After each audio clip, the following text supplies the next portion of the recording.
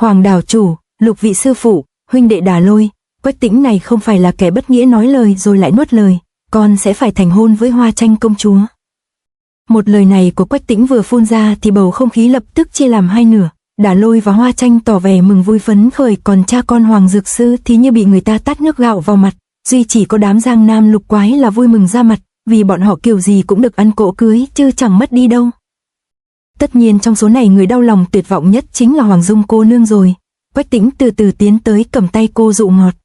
Ta tuy ngốc nhưng rất hiểu chuyện đạo lý, ta biết là đã đồng ý rồi thì không thể làm trái. Cũng như ta đã từng nói, trong lòng của ta chỉ có muội thì dù có chết ta cũng chỉ có mình muội mà thôi. Cặp đôi đang bịn dịn tâm tư thì Hoàng lão tả nghe ngứa tay nhìn ngứa mắt đã chen người đứng vào giữa luôn. Dung Nhi, chúng ta về đi, sau này không bao giờ gặp lại tên tiểu tử này nữa. Không được, con còn phải đi Nhạc Châu, sư phụ dặn con đến đại hội chuyển giao bang chủ cây bang. Nghe Hoàng Dung nói vậy, Hoàng Dược Sư cũng không nỡ ép cô ta, vừa đưa tay lên lau nước mắt cho con gái ông ta vừa vỗ về. Con đi làm thử mấy ngày cho biết, nếu không ưng cái bụng thì lập tức truyền vị cho người khác, mà con vẫn còn muốn tằng tịu với tên tiểu tử này à? Câu trước dỗ dành câu sau, Hoàng Dược Sư xuất ra cùng với ánh mắt hình viên đạn hướng về Quách Tĩnh. Quách Tĩnh bên này mắt không dám nhìn lên, miệng không dám nói, chỉ thể hiện tâm trạng qua vẻ mặt ủ rũ. Còn ở với huynh ấy thêm một ngày thì trong lòng sẽ được vui thêm một ngày. Hoàng Dược Sư nghe Hoàng Dung nói vậy thì cũng đến cạn lời. Ông ta thấy con gái rượu phải chịu cảnh ấm ức thì chỉ còn biết kìm nén. Tuy trái với bản tính vốn có nhưng đó chỉ là do ảnh hưởng bởi Đổ Nhi yêu mới mất nên nhất thời mềm lòng mà thôi. Hoàng Dược Sư không nán lại lâu vì quá trời mất mặt. Sau khi ông ta đi thì đám Đà Lôi cũng từ biệt. Quách Tĩnh tiếp tục hành trình trở về Mông Cổ. Hoa Tranh phi ngựa đi, vừa quay đầu nhìn lại thì thấy Quách Tĩnh giờ đây ủ rũ như cái mền rách. Lục Quái lấy cớ Lăng Bạt đã lâu giờ muốn ngao du thăm lại quê nhà nên cũng lên thiên dặn dò vài câu rồi từ biệt mà đi. Chúng ta cũng phải đi thôi cho kịp. Thấy bóng mọi người đã đi khuất, Quách Tĩnh cũng liền lên tiếng, nhưng những lời cười nói như bình thường của hai người giờ đã thay bằng sự gượng gạo. Hai người cưỡi hồng mã phóng đi như bay. Tuy bọn họ biết rõ tình yêu của nhau nhưng nhận ra cuối cùng cũng phải chia xa nên dọc đường đi không ai nói với ai một lời nào. Trải qua mấy ngày đường, hôm nay cũng đã là ngày 15 tháng 7.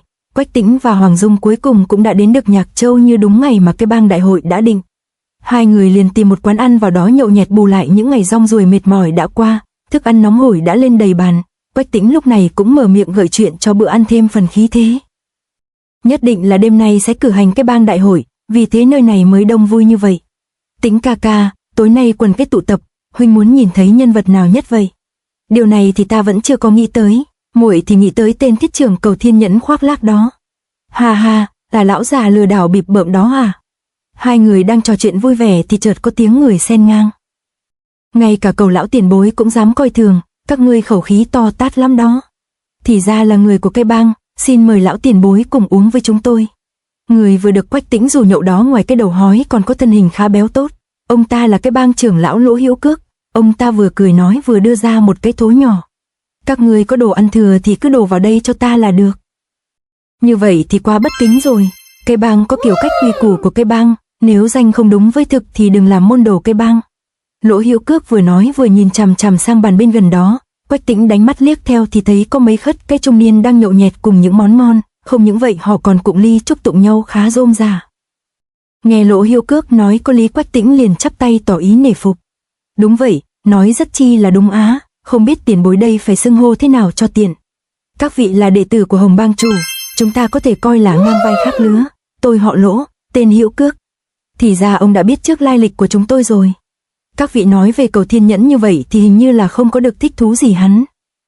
Lão già này chỉ biết nói khoác, tôi và hắn từng có giao thủ qua, cái gì mà thiết trưởng thần công chứ, mọi người đừng có bị mắc lừa. Cô nương đừng có vội mà xem thường hắn ta. Lỗ Hữu Cước nghe Hoàng Dung nói vậy thì liền lên tiếng cảnh tỉnh. Cả ba người đang bỗ bã thì đột nhiên Hoàng Dung nhìn thấy ở phía cầu thang có một đám bang chúng đang di chuyển.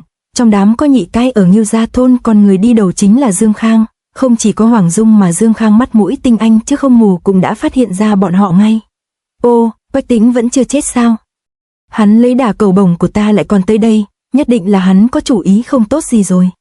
Dương Khang thấy Hoàng Dung đứng dậy rồi hướng về phía mình thì lập tức quay người đi xuống lẩn vào trong đám đông, nhoằng cái Hoàng Dung đã không còn nhìn thấy bóng dáng của hắn ta đâu nữa. Đang lúc Hoàng Dung nháo nhác tìm Dương Khang thì bỗng có một tiểu khất đi nhanh vào chỗ bàn của bọn khất cây ăn mặc sáng sủa. Hắn ta vừa tới thì to nhỏ chỉ trò như có điều gì đó rất cơ mật hệ trọng.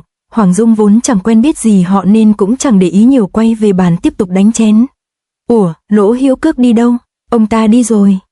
Tĩnh ca ca, muội vừa nhìn thấy Dương Khang lảng vảng ở đây, đáng tiếc hắn ta lần đi quá nhanh, nhưng muội dám chắc là tối nay hắn ta sẽ có mặt ở cái bang đại hội. Ồ, nếu hỏi được Lỗ trưởng lão thì tốt quá, chỉ tiếc là ông ấy nói có việc phải biến gấp.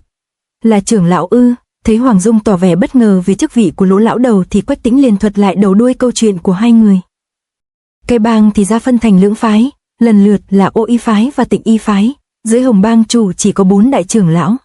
Lỗ Hữu Cước thuộc Ô Y phái Tây Lộ, ngoài ra còn có Đông Lộ, Nam Lộ, Bắc Lộ đều là Tịnh Y phái do Giản trưởng lão, Bành trưởng lão và Lương trưởng giáo đứng đầu. 3 người ngồi bên bàn kia chính là 3 trưởng lão của Tịnh Y phái. Muội cũng có nghe sư phụ nói loáng thoáng về chuyện lưỡng phái. Trong lúc Quách Tĩnh Kiến giải thông tin thì Bành trưởng lão to tròn béo trắng đã di chuyển sang bàn của họ, chắc là ông ta muốn giao lưu. Khi vừa tới nơi, ông ta vừa thò tay vào trong tay áo vừa nói: vừa rồi lão họ Lỗ đó đã ngầm hạ độc 2 vị đây, hắn ta hạ độc vào trong rượu, tôi đã nhìn thấy nên tới đây tương cứu. Hắn ta hạ độc thì sao có thể qua được mắt tôi chứ? Hoàng Dung nghe vậy thì đánh đá đáp lời, nhưng Bành trưởng lão không đôi co, cứ thế đổ thứ gọi là thuốc giải vào ly của bọn họ. Các vị mau uống thuốc giải đi, nếu để muộn thì thần tiên cũng khó mà cứu được. Độc của hắn không thể lợi hại bằng tây độc được, ly rượu giải độc này hay là ông hãy tự uống đi. Thấy Bạch trưởng lão hành tung đáng ngờ, Hoàng Dung liền có ý đề phòng. Nếu các vị đây còn cố chấp không tin thì hãy nhìn thẳng vào mắt của tôi để biết là thật hay giả. Hai mắt của ông cũng đẹp quá đấy chứ nhỉ, có thấy gì đâu. Hoàng Dung và Quách Tĩnh hiếu kỳ cũng nhìn thử vào mắt của Bành trưởng lão để xem có dòng không, nhưng chỉ thấy từ sâu trong tròng mắt của hắn ta phát ra 2 luồng sáng trắng như ánh thủy tinh. 4 mắt của hai người từ lúc nhìn vào thì như bị hút lấy, không có cách gì dứt ra được. Hình ảnh của Bạch trưởng lão dần dần mờ đi, còn đầu óc hai người thì quay cuồng, tứ chi dần dịu dã, rồi khung cảnh chìm vào màn đêm đen kịt. Chẳng bao lâu thì trời cũng đã tối, trên đỉnh Đông Sơn của động đình hồ trăng tròn lúc này cũng đã kéo lên cao, ánh trăng chiếu sáng tỏ một hiên viên đài. Bọn người cái bang có mặt không ngừng cầm gậy gõ đều xuống đất, tiếng gõ đều đặn cộng hưởng vào nhau làm huyên náo cả một góc trời. Tiếng gõ đó làm cho bộ đôi thanh niên Quách Tĩnh và Hoàng Dung giật mình tỉnh lại, mở mắt ra cả hai hoảng hốt vô cùng, vì bọn họ đang bị trói chặt, còn miệng mồm thì bị bịt kín không thể nói năng. Hoàng Dung cục cựa tìm cách thoát thân thì có một tiếng nói trấn an cô ta: đừng có phí sức làm gì, dây thừng này được làm bằng da dê có quấn thêm dây thép, dù ngươi có cố giãy như nào đi nữa thì cũng không cắt đứt được nó đâu. Thì ra không chỉ bị trói hai người bọn họ còn được người đứng chăm sóc theo dõi nhất cử nhất động. Hai người chưa biết phải làm sao thì bên trên hiên viên đài đã có tiếng người hô hoán oang oang: các vị huynh đệ, thiên hạ cái bang, Hồng bang chủ đã quy thiên tại Lâm An.